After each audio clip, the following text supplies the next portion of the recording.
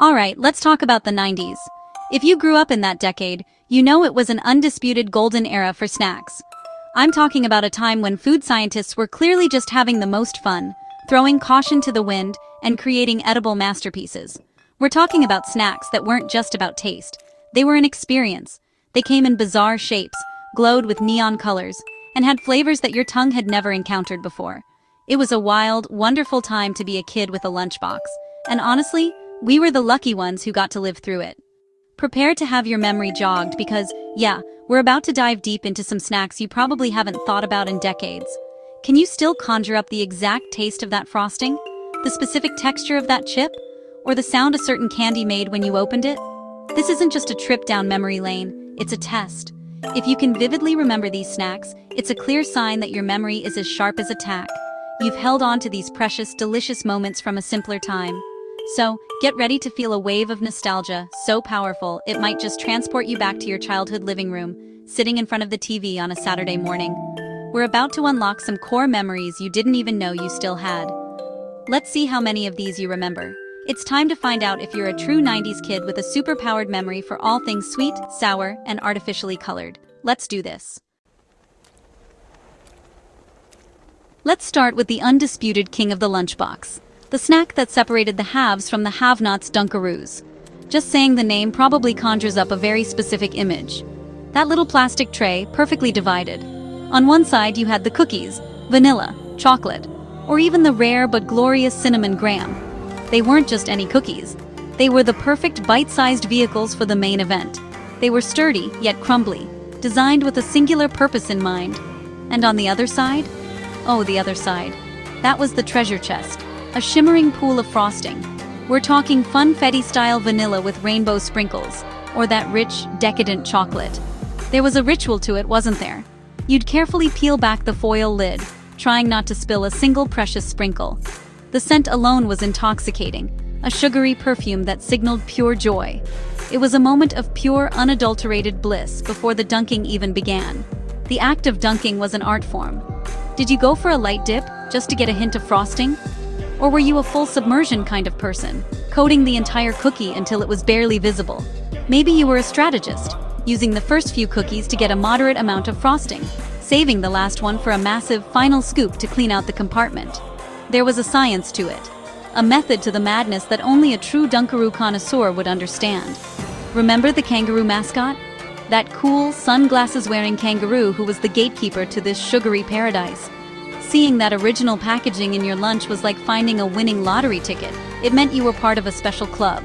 It was a status symbol on the playground. If you had Dunkaroos, you had power. You could trade one cookie for practically anything. It wasn't just a snack, it was social currency. The experience was so unique. It wasn't just about eating, it was interactive.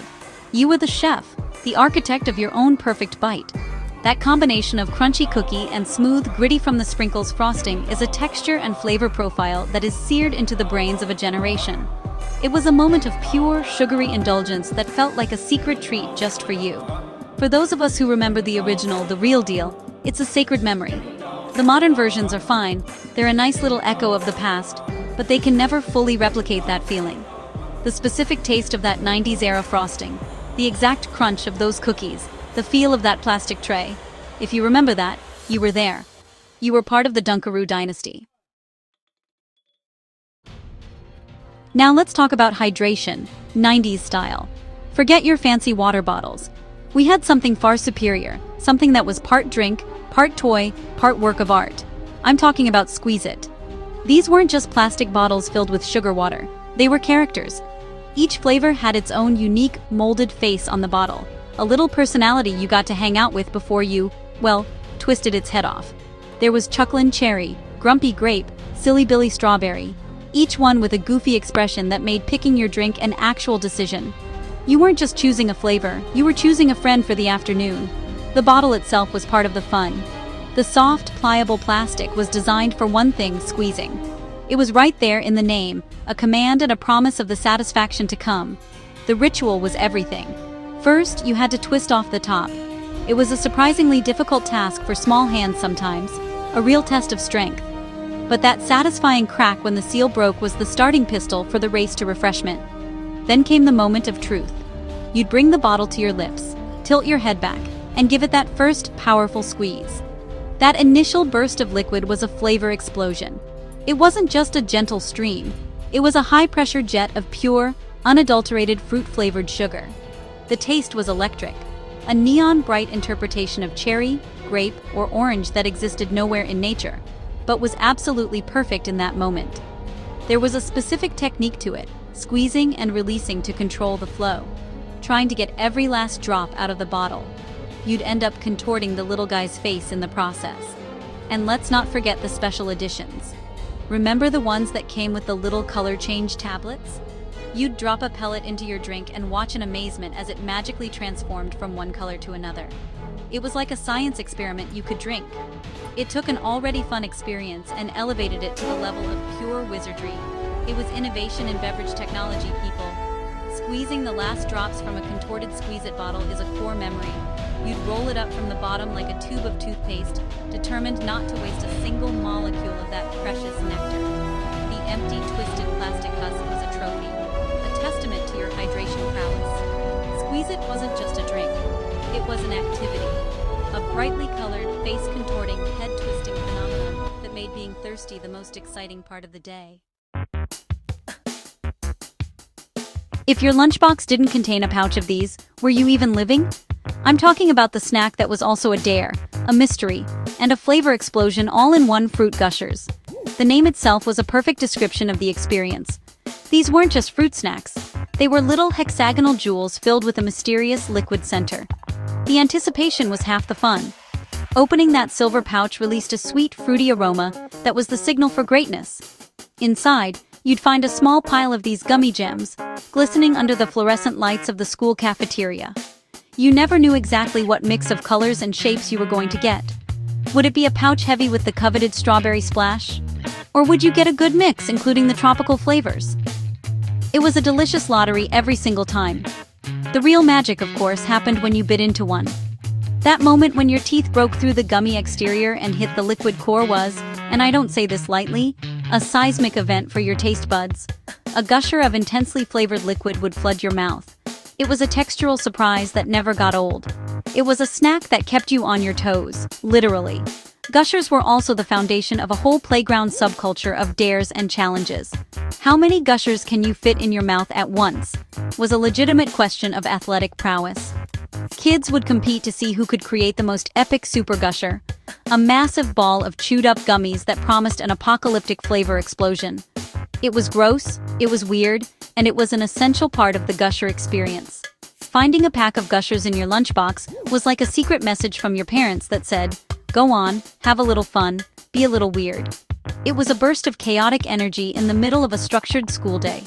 They were more than just a sweet treat. They were a conversation starter, a trading commodity, and a source of endless playground entertainment. The sheer joy of that liquid burst is something that's hard to explain but easy to remember. They were a marvel of 90s snack engineering. How did they get the liquid in there? Was it magic? Alien technology? We didn't know, and we didn't care. All we knew was that it was delicious. The combination of the chewy outside and the liquid surprise inside created a multi-sensory experience that few other snacks could match. Gushers weren't just eaten, they were experienced. In the 90s, we honestly thought the future had arrived, and, it came in the form of a chip. Regular, two-dimensional Doritos were great, fantastic even. But then, Frito-Lay decided to just, completely shatter our reality and introduce us to something from another plane of existence. 3D Doritos. These weren't just chips, they were geometric marvels.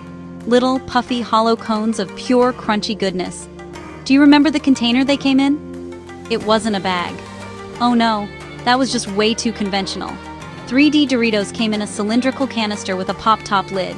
It almost felt like you were opening a can of futuristic tennis balls, but instead, you were greeted by the glorious sight of these three-dimensional corn snacks. The sound of shaking the canister was this unique, hollow rattle that meant the fun was about to start. The texture was unlike anything else, so incredibly light and airy with a delicate crunch that would just shatter in your mouth. The flavor, whether it was nacho cheesier or zesty ranch, seemed to be, infused into the very air inside the puff. Each bite was a perfect combo of crunch and flavor that, honestly, just dissolved on your tongue. It was a totally different snacking experience from its flatter cousin. But, let's be real, the best part of 3D Doritos wasn't just eating them, it was playing with them. The cone shape was a perfect fit for your fingertips. You could turn yourself into a cheesy-fingered monster, with 10 crunchy claws just ready for action. It was this unwritten rule that before you could eat them, you had to assemble them on your fingers. It was like an essential step in the 3D Doritos consumption process. Then, as quickly as they appeared, they vanished. For years, they were the stuff of legend, a whispered memory among 90s kids. People would say, "Hey, remember those puffy Doritos?" And a wave of collective sadness would just wash over the room.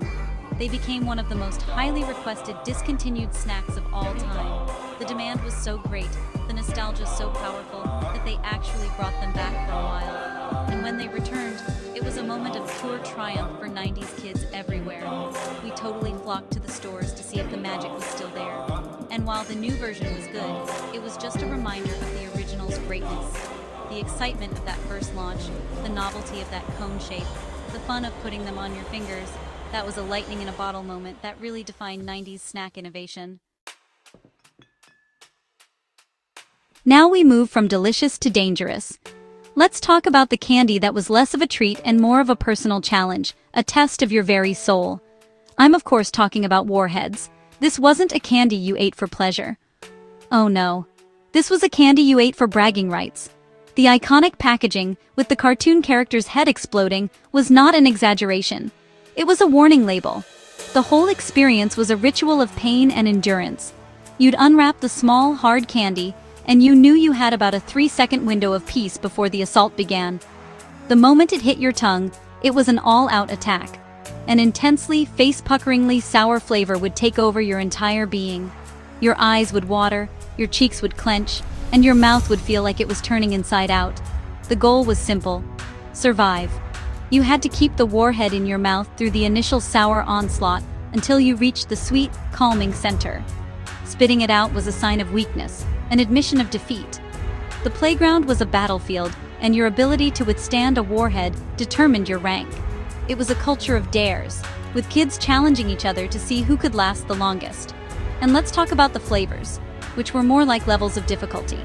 You had your standard apple, lemon, and blue raspberry, which were intensely sour but manageable. But then there was black cherry. Black cherry was the final boss. It was a different level of sour, a darker, more sinister sourness that could break even the most seasoned warhead veteran. If you could handle a black cherry warhead without flinching, you were a legend. There was a strange sense of camaraderie born from this shared suffering. You and your friends would all pop one in your mouths at the same time, and then you'd just look at each other, faces contorted in agony, eyes streaming with tears, until one of you finally broke. It was a bonding experience, a bizarre rite of passage for any 90s kid. You weren't just eating candy, you were proving your mettle. The relief when the sour coating finally dissolved was euphoric.